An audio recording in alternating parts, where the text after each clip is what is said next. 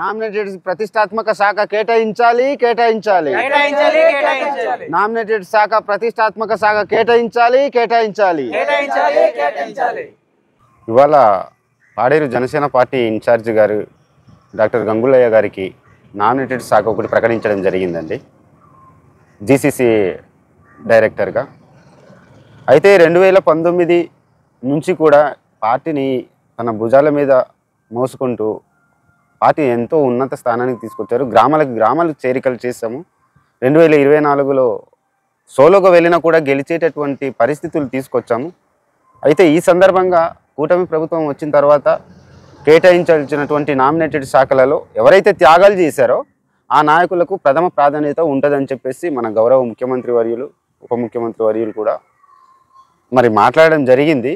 ఏమైందో ఏటో తెలియదు కానీ ఇక్కడ జీసీసీ బోర్డు డైరెక్టర్ అంటే మరి ఎటువంటి న్యాయం చేయలేనటువంటి పరిస్థితులు ఉంటుంది. ప్రజలు కూడా ఆ మనిషి ఉద్యమాల నుంచి వచ్చినటువంటి వ్యక్తిగా పెద్ద నాయకుడిగా చూస్తారు. సో ఆ పదవి అతనికైతే సూటబుల్ కాదు. సో ఇక్కడ పార్టీని, ప్రజల ఆలోచన విధానాన్ని కాస్త డిగ్రేడ్ చేసినట్టు అనిపిస్తుంది. ఈ విధానం ఎవరు కూడా నచ్చదండి. నియోజకవర్గంలో జన సైనికులకు కానీ నాయకులకు కానీ ఈ ఆలోచన విధానం అయితే ఎవరికి నచ్చదండి. బోర్డు డైరెక్టర్గా కాదు, జీసీసీ చైర్మన్ అయినా కేటాయించాలి, లేదంటే ఎస్టీ కమిషన్ చైర్మన్గానైనా కేటాయిస్తే సరిపోద్ది, అతనికి ఇచ్చేటటువంటి గౌరవం. నమస్కారం అండి, నా పేరు అనిల్ కుమార్, జనసేన ఐటీ టీమ్ కోఆర్డినేటర్గా నేను వర్క్ చేస్తూ ఉన్నాను.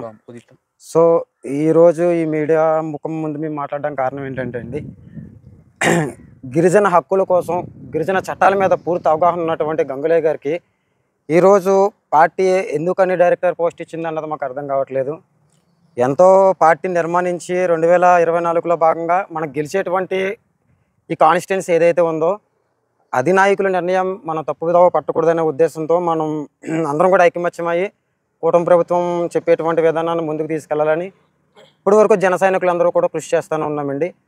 సో మా ఆలోచన ఏం లేదు, ఆయన స్థాయికి తగ్గటువంటి పదవి ఇవ్వాల్సిందిగా డిప్యూటీ సీఎం పవన్ కళ్యాణ్ గారికి, అలాగే నారా చంద్రబాబు నాయుడు గారికి మేము తెలియజేసుకోవాలనుకుంటున్నాం.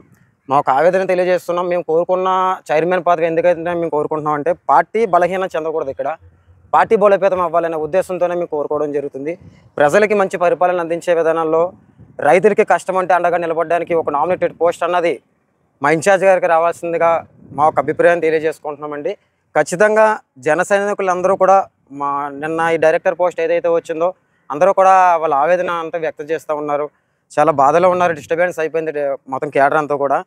సో దయచేసి పునరాలోచన చేసి మాకు న్యాయం చేయవలసిందిగా పవన్ కళ్యాణ్ గారికి, చంద్రబాబు నాయుడు గారికి ఈ సందర్భంగా తెలియజేసుకుంటున్నాం.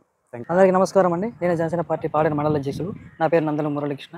నిన్న నామినేట్లో భాగంగా మన డాక్టర్ శ్రీ వంపూరు గంగులయ్య గారికి ఆయన గిరిజన ప్రాంతం అంతా చాలా అభిమానం అండి. ఈరోజు జనసేన పాడేరు నియోజకవర్గం ఈరోజు ఇలాగ పార్టీ బలోపేతానికి ఉందని చెప్పితే దానికి ప్రధాన కారణం వంపూరు గంగులయ్య గారు.